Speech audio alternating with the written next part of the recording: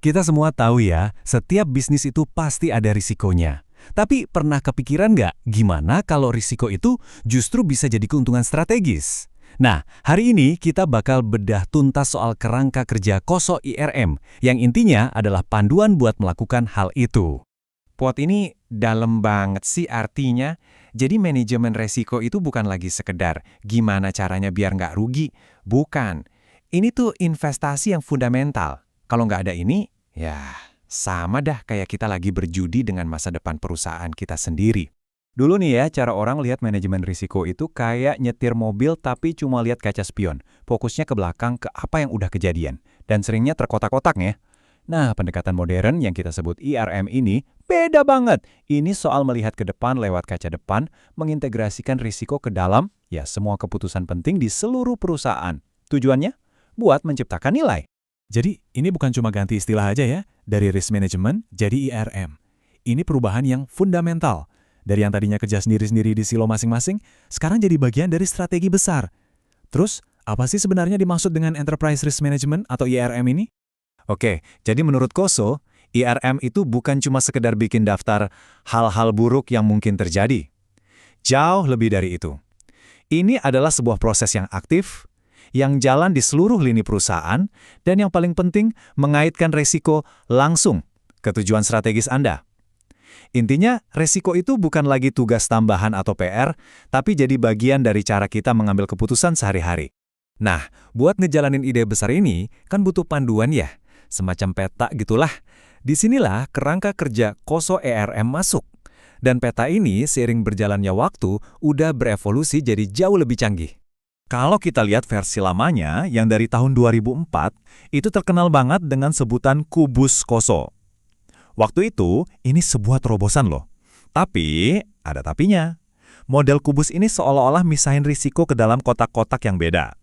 Misalnya, risiko keuangan di sini, risiko operasional di sana. Padahal kan kita semua tahu, di dunia nyata semuanya itu saling nyambung.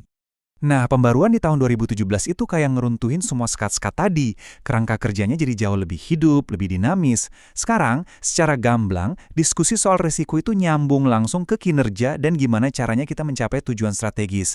Risiko bukan lagi sesuatu yang di luar sana, tapi jadi bagian dari mesin yang ngegerakin strategi kita. Oke, jadi gimana cara kerjanya framework yang baru ini? Semuanya itu dibangun di atas 5 komponen utama yang saling terkait satu sama lain.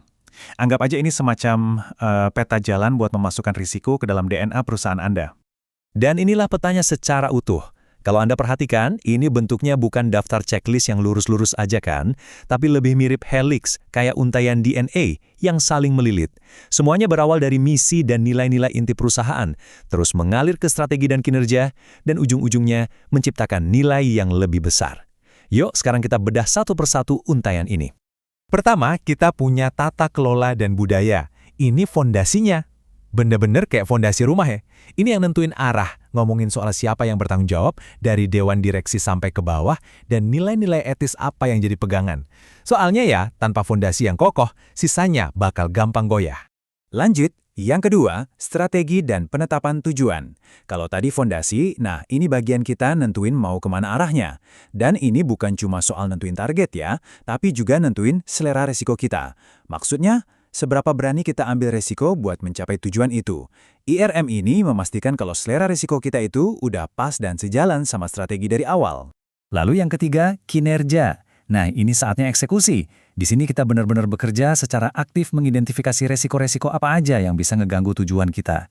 Terus kita nilai seberapa besar sih kemungkinannya terjadi, dampaknya gimana. Habis itu baru kita putusin mau diapain. Dihindari, diterima aja, atau coba dikurangi. Tapi kan, dunia ini nggak diem aja. Semuanya berubah. Makanya, komponen keempat itu tinjauan dan revisi. Ini semacam feedback loop yang jalan terus. Kita harus rutin ngecek kinerja dan nanya ke diri sendiri. Cara kita ngelola risiko masih relevan nggak ya? Ada risiko baru nggak nih yang muncul? Ini yang bikin strategi kita tetap hidup dan lincah. Dan yang terakhir, yang jadi perekat semuanya, adalah informasi, komunikasi, dan pelaporan. Gini deh, kita bisa punya strategi risiko paling keren sedunia. Tapi kalau informasinya nggak nyampe ke orang yang tepat di waktu yang tepat, ya percuma. Jadi ini soal gimana caranya kita bikin aliran informasi yang lancar dan transparan dari atas ke bawah, dari bawah ke atas, dan ke samping. Oke, kita udah lihat kelima komponennya. Sekarang, yuk kita fokus ke big picture-nya, ke tujuan akhirnya, yaitu hubungan yang nggak bisa dipisahin antara strategi, resiko, dan kinerja. Nah, ini dia jantungnya kerangka kerja modern ini. Coba perhatikan gambar ini deh. Kelihatan jelas banget kan gimana resiko itu sekarang bukan lagi dianggap penghalang. Justru, dia jadi bagian dari proses. Lihat deh, diskusi soal resiko, soal implikasinya, soal kemungkinan gak sejalannya, itu ada pas di tengah-tengah alur, dari strategi, ke tujuan, dan akhirnya ke kinerja yang lebih baik. Jadi ini tuh mesin, bukan rem. Dan dampaknya di dunia nyata itu gede banget. Dengan IRM, kita jadi sadar betul dalam menentukan selera resiko. Contohnya, kita bisa aja bilang, oke, untuk produk baru ini kita berani ambil resiko pasar yang lebih besar, karena kita lihat potensi untungnya juga gede banget. Selain itu, ini juga jadi semacam sistem peringatan dini kalau-kalau strategi kita mulai melenceng dari relnya. Semua komponen, semua proses yang udah kita bahas tadi, semuanya itu ngerucut ke satu tujuan akhir. Satu hal yang paling penting. Yuk kita bahas soal tujuan itu, penciptaan nilai. Dan inilah dia, pergeseran mindset yang paling fundamental. Kelihatan banget di sini. RM itu bukan lagi cuma soal pakai perisai buat nahan serangan risiko. Bukan. Ini adalah alat strategis, alat yang proaktif. Buat apa? Buat menciptakan, menjaga, dan akhirnya merealisasikan nilai buat perusahaan. Jadi, sebagai penutup, coba renungkan pertanyaan ini. Di tempat Anda bekerja, di organisasi Anda, risiko itu dilihat sebagai apa? Sesuatu yang harus dihindari mati-matian? Atau justru sebagai bagian penting dari strategi untuk membuka peluang baru dan menciptakan nilai? Coba pikirkan, karena jawabannya bisa mengubah segalanya.